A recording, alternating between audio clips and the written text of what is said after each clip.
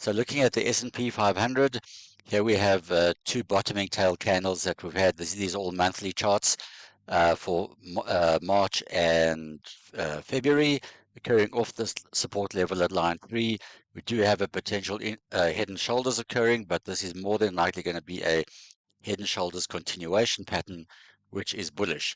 So that's looking pretty good. In addition to that, we have the monthly stochastic that is relatively oversold, which is a rare occurrence. You don't often get a monthly stochastic oversold for the S&P, so that's a good sign, and more than likely another rally to come over here. So the strategy on the S&P is to keep holding the remaining holdings. We had advised to reduce holdings some months back. Keep holding. I do still think there's some medium-term buying opportunities, but medium-term only, not long-term. Upside potential is still to 5,170 based on this large broadening formation of lines 1 and 2.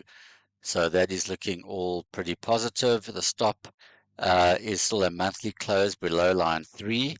The level of line 3 is 4278. And if you want to take it a bit wider, you could make it a monthly close below line 2. Again, this is all for longer term investors. This is not for traders.